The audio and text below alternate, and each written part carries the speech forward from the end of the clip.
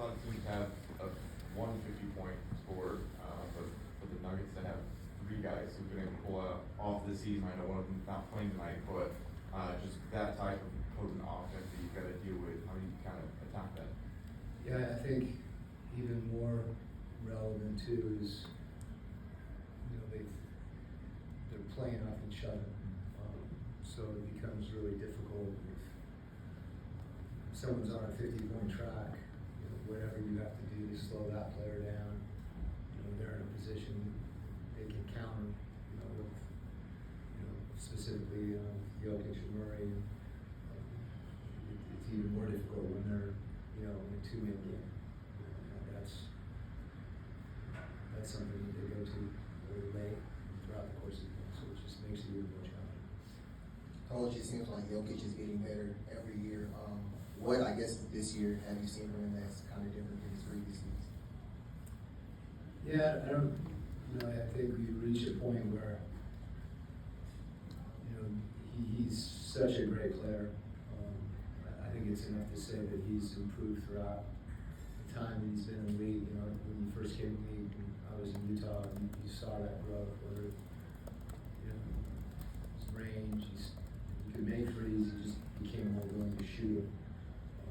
I think that it's hard to say how he's gotten better because he's so good in so many areas. I don't think you can point to a weakness and say he's improved that.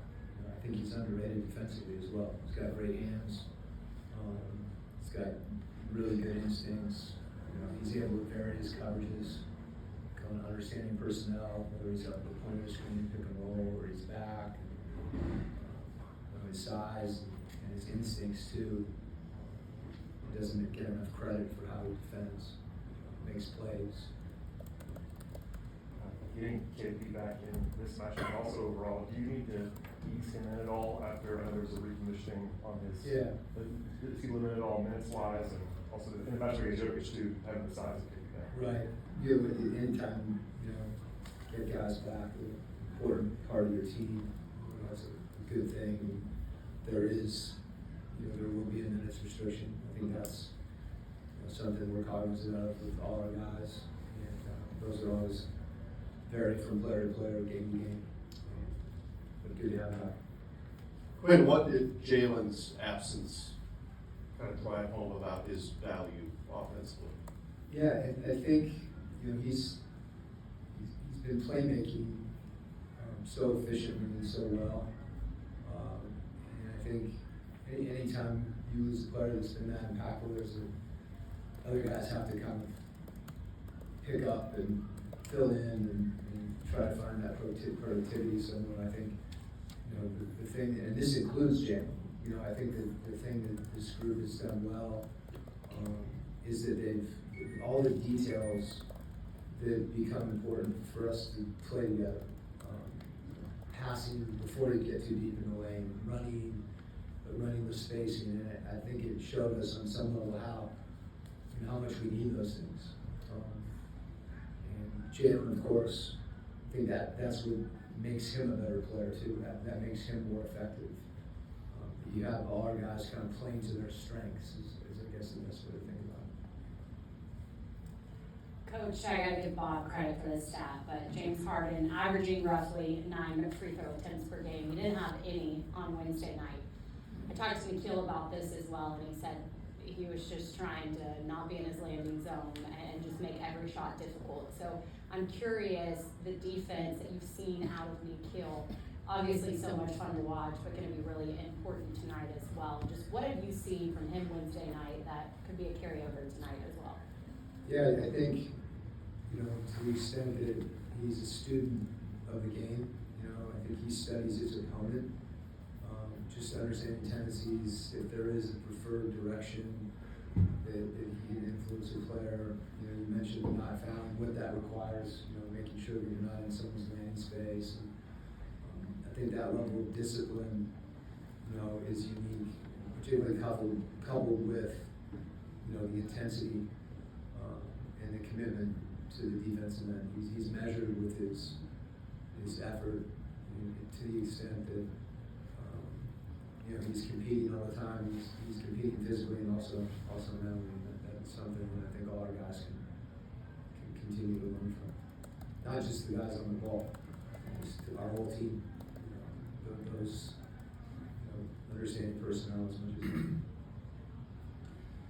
Coach, with Denver being just so big and physical inside, just talk about rebounding and how important that would be throughout the game to be aggressive. I'm sorry, I didn't hear the beginning of your question.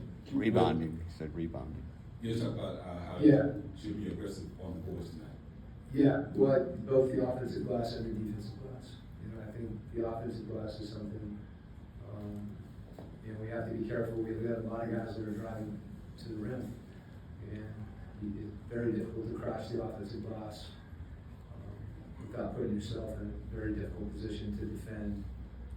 But there are times, particularly on 3-point shots, where we need to crash and try to get extra possessions. That's been something that I've talked about.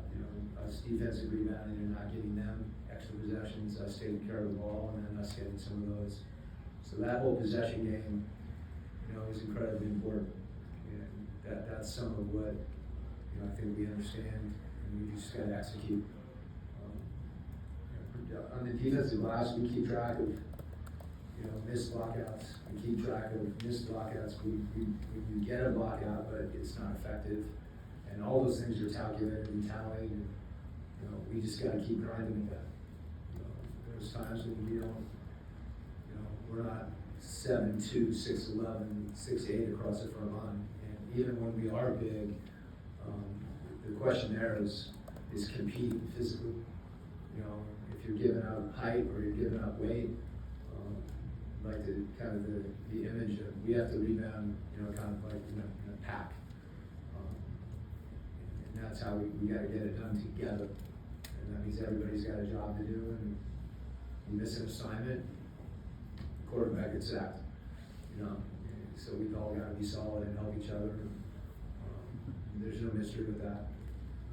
And more teams are going to the offensive glass. It's actually something that I think we need to look at. When you have a guy that's flying down the lane full speed, weighs 240 pounds, the idea of turning your back and blocking him out in the traditional sense that you see,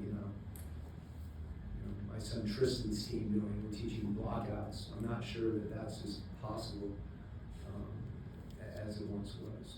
You have to find contact, and for a defensive player to turn your back and try to throw your back into somebody, that's hard. You have to almost protect yourself. So, however, the defensive glass gets called a lot of different ways in various games. It's something to me that we're trying to study and understand what we can do. Are you allowed to? You can't face guard a guy like an offensive lineman, but what can you do, to be effective in those situations? So that, again, obviously, you can tell we're studying it a lot and trying to figure out how to get better, and we'll just keep doing that. Coach, just to that point, do you then, address that with the guy individually, or do you do that more? Both. Both with film, with analytics, it's that important. Yeah. So any way that we can do it, we're going to do it. So, all right. Okay.